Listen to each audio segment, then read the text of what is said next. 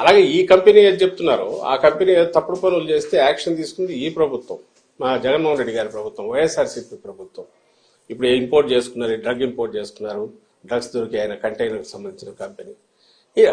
ఇటు చూసేది ఈ వైపు నుంచి డ్రగ్స్ను వాడకాన్ని తగ్గించడానికో గంజాయి సాగును అసలు ఎరాడికేట్ చేయడము, వాళ్ళు మళ్ళీ ఆ వైపు చూడనవసరం లేకుండా రెమ్యూనరేటివ్ ఆల్టర్నేటివ్ ఇది మన క్రాప్స్ వాటిని వాళ్ళకి అలవాటు చేయడము, ఇది జరిగి కన్సిస్టెంట్ గా పోతుంది. ఎవ్రీబడికి మీరు మీడియా కూడా కవర్ చూడొచ్చు, పోయి వస్తున్నాయి కదా స్టోరీస్.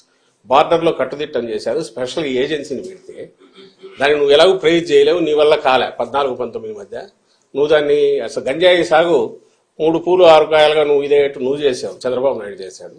ఈరోజు దాన్ని ఎరాడికేట్ చేసిన మా మీద, నేను ఇంతకుముందు అన్నట్టు దొంగ అన్నట్టు మా మీద నిందలు వేసే ప్రయత్నం చేస్తున్నారు. ప్రతి దాంట్లో ఇదే పని చేస్తున్నారు. ఈ రోజు ఎన్నికల సమయంలో కూడా మాట్లాడడానికి ఏం లేక చెప్పడానికి 1,00,000 ఉంటాయి. ఎన్నికలు వస్తే మేమేం చేస్తామో మీరేం చేయలేదు చెప్పాలా, లేదా మేము గతంలో ఏం చేసామో వాళ్ళు చెప్పాలా, లేదా రేపు దాని మీద ఆధారపడి రేపు ఇది చేస్తామని చెప్పుకోవాలి. ఇది లేదు కాబట్టి ఈ తప్పుడు నిందలు ఈ పర్టికులర్ కేసులో అయితే వాళ్ళు తప్పించుకోవడానికి మా మీద బండలు వేస్తున్నారనేది మేము భావిస్తున్నాం. అందుకే ఆ కన్సర్న్ ఏజెన్సీకి ప్రెస్ కౌన్సిల్ కూడా కంప్లైంట్ పంపుతున్నాం. ఈనాడు, ఆంధ్రజ్యోతి వాళ్ళ తప్పుడు రాతలు, ఆ ఛానల్స్ వాటన్నిటి మీద కూడా లెటర్సీ. అయితే ఇది కన్సిస్టెంట్ గా ఈ తప్పుడు ప్రచారం, అబద్దాలు రిపీటెడ్ గా మాట్లాడడం అనేది టీడీపీకి అలవాటైంది. రాష్ట్ర ప్రజలు గమనించాలి. లోకేష్ కూడా ట్వీట్ చేశారు సార్, మార్నింగ్ బ్రెజిల్లో అవినీతి జరుగుతుంది, దానికి వైసీపీ ముఖ్య నేత కుటుంబ సభ్యులు ప్రమేయం ఉందనే విషయం నేను గతంలోనే చెప్తాను, ఇప్పుడు రుజువు అయిందని ఒక ట్వీట్ కూడా చేశారు. వీడియో కూడా ట్వీట్ చేశారు. ఎల్లో మీడియా చౌకబారు ఏదన్నా థర్డ్ రేట్ కూడా కదా, అంతకంటే హీనమైన స్థాయి ఎవడన్నా ఉన్నాడంటే అతనే లోకేష్ అనుకుంటా. లేకపోతే దేనికి ట్వీట్ చేస్తున్నాడో తెలియదు, అసలు ఎందుకు చేస్తున్నాడో తెలియదు. ఏమన్నా మోకాలకు బట్టతలకు సంబంధం ఉందా? బ్రెజిల్ ఎక్కడో దాంట్లో దేశం ఉందంటే ఎప్పుడో సాయిరెడ్డి ఏదో అక్కడ బ్రెజిల్ ప్రెసిడెంట్ గురించి ఇచ్చేసాడని ఇంటర్నేషనల్ దీంట్లో ఎక్కడైనా గ్యాదరింగ్ లో కలిసి ఉంటారేమో తెలియదు, ఏదో ఉంటే అతను చెప్తాడు.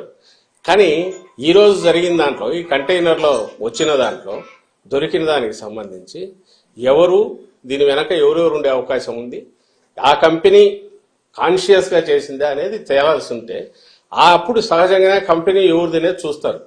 అది చూస్తే సహజంగా మొత్తం ఎవరు అనేది కనపడుతోంది. దగ్గరి బంధువులు, కుటుంబ సభ్యులు, లేదా వీళ్ళతో కలిసి ఎప్పుడు తిరిగినట్టు ఆ ఫోటోలు అన్ని బయటకు వచ్చాయి. ఈ గ్రూప్ తో, ఈవెన్ చంద్రబాబు నాయుడుతో ఉండేవాళ్ళు ఆయనతో ఉన్నారు. ఆ గ్రూప్ కు సంబంధించిన వాళ్ళు ఎవరు రెగ్యులర్ గా కలుస్తారో వాళ్లే ఆ కంపెనీల్లో ఉన్నారు.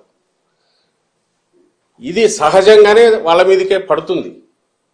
పడడానికి కూడా అవకాశం ఎందుకుంది? అలాంటి ఆలోచనలు చేసే లక్షణం కూడా చంద్రబాబు నాయుడుకు ఉంది కాబట్టి, తప్పుడు దారిలో ఎట్లా అధికారంలోకి రావాలని చూస్తాడు కాబట్టి వాళ్ళ మీదకే వస్తుందనే దాన్ని ప్రియంప్ట్ చేయడానికి ఉల్టా మా మీద దాడి చేస్తున్నారు. లోకేష్ చేసినా, చంద్రబాబు నాయుడు చేసినా అదే ఉద్దేశంతో చేస్తున్నారు. ఆ స్థాయి, నిజంగా ఆ స్థాయికి రావాలనుకున్న వాళ్ళు చేయకూడని పని చేస్తున్నారు. వాళ్ళు అంటే వాళ్ళకి ఈ జన్మలో ఈ రాష్ట్రంలో ప్రజలు అవకాశం ఇవ్వలేదని తెలిసిన తర్వాత వచ్చే డెస్పరేషన్ లోనే ఇలాంటి కామెంట్స్ చేస్తున్నారని మేము అనుకుంటాం.